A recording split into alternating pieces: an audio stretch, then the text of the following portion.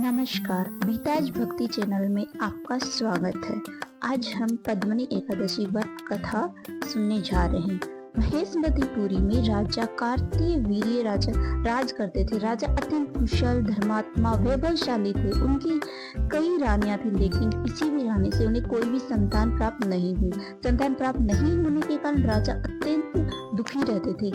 एक दिन अपने सबसे परम प्रिय पतिव्रता रानी पद्मिनी को अपने साथ लेकर जंगल की ओर तपस्या करने के लिए चले गए। बहुत दिन हो गए तपस्या करते करते, उनकी हड्डियों का ढांचा बन गया, पर उन्हें कोई संतान का फल प्राप्त नहीं हुआ।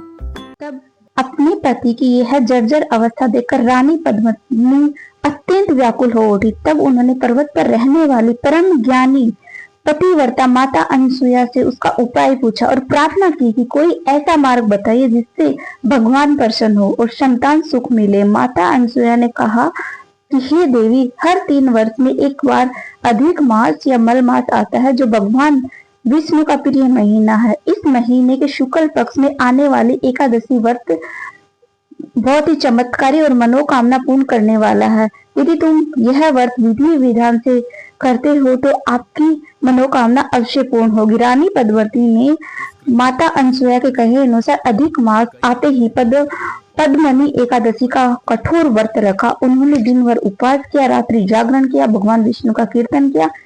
रानी की सच्ची श्रद्धा और कठोर भक्ति से प्रसन्न होकर भगवान विष्णु गरुड़ पर सवार होकर प्रकट हुए। भगवान ने रानी से वरदान मांगने को कहा। रानी ने हाथ जोड़कर अत्यंत विनम्रता से कहा, हे प्रभु, यदि आप मुझसे प्रसन्न हो तो यह वरदान मेरे को नहीं, मेरे पति को दीजिए। तो भगवान विष्णु ने राजा के पास गए और वरदान मांगने को कहा। राजा ने वरदान मांगा, हे जनार्दन, मुझे एक ऐसा पराक्रमिक तेजस्वी पुत्र प्राप्त हो जो तीनों लोकों पर राज करे। जैसे देवता, मनुष्य, असुर, कोई भी उसे पराजित न कर सके। केवल आपके अतिरिक्त उसे संसार में कोई न हरा सके। भगवान विष्णु ने रानी पद्मिनी ने कहा एक अत्यंत बलशाली पुत्र को जन्म दिया, जिसका नाम सहस्त्र अर्जुन रखा गया। वह इतना शक्तिशाली राजा बना कि उनसे अपनी 1000 भुजाओं से रावण जैसे महाप्रकामी राक्षस को भी बंदी बना लिया था।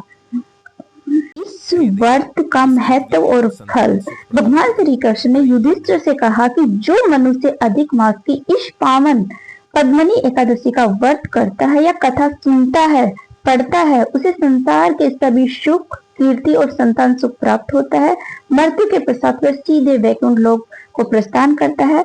इस व्रत के मुख्य नियम क्या है कि चावल का पूरी तरह से त्याग करें, तुलसी के अंदर पानी नहीं डालें, इस दिन रात्रि को जागरण करें, पीले रंग का प्रयोग सबसे अधिक करें, क्योंकि भगवान विष्णु को पीले रंग का वस्त्र, फूल, भोजन अत्यधिक प्रिय होता है।